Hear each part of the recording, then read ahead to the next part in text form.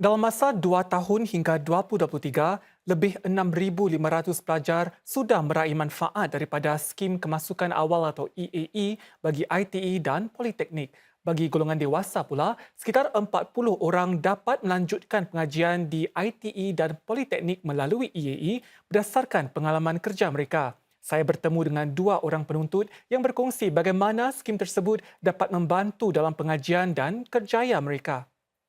Station King Albert Park.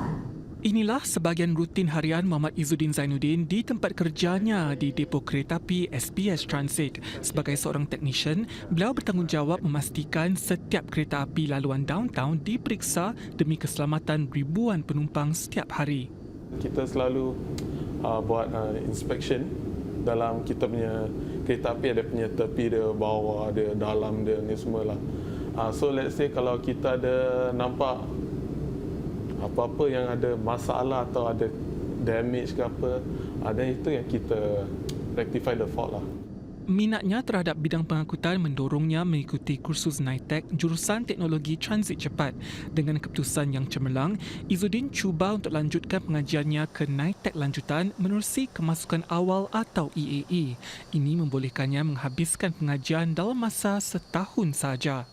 One thing dia boleh, saya dapat skip 1 year dalam High NITEC. So maksudnya instead of saya join yang High NITEC year 1, saya jump terus ke year kedua. Kalau High NITEC saya belajar dia punya system of the MRT network, dia punya brain of the MRT punya network lah. Izzuddin kini sedang mengikuti program diploma pula dalam kejuruteraan pengangkutan darat untuk terus mempertingkatkan dirinya. Beliau berharap untuk menjadi seorang jurutera suatu hari nanti. Azam dan tekad untuk terus meraih kemahiran baru juga ada dalam diri Cik Nurul Taibah Abu Talib walaupun sudah mula bekerja. Lulusan NITEC ini melanjutkan pengajiannya di Politeknik Ngee dalam kursus diploma dalam pembangunan masyarakat. Berbekalkan pengalaman dalam kerja-kerja sukarelawan dan di tempat kerja dalam sektor kebajikan dan kemasyarakatan, Nurul dapat mengikuti kursus diploma itu menerusi skim EAE bagi golongan dewasa bekerja.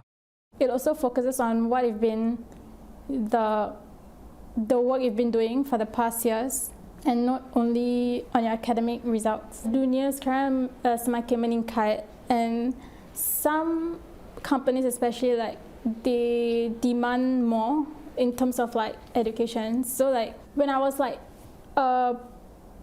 looking for jobs with like only my IT certs, the job was quite limited. Sebagai antara pelajar yang lebih matang dalam kohortnya, Nurul dapat berkongsi pengalaman kerjanya dengan penuntut lain untuk mereka dapat lebih memahami apa yang diajar dalam konteks realiti di luar. Beliau berharap dapat terus melanjutkan pengajiannya ke peringkat ijazah dan akan terus menyumbang dan berbakti kepada masyarakat. With my experience from my workplace, I think it helps in like understanding the modules more because we also do a lot of volunteering and projects. In terms of projects or assignments, I could really use like the experience that I gained, the skills and experience that I gained and apply it to my studies. Permohonan bagi EAE di peringkat ITE dibuka hari ini hingga 28 Mei, manakala pendaftaran bagi EAE di peringkat Politeknik untuk orang dewasa pula dibuka mulai 3 Jun hingga 30 Jun.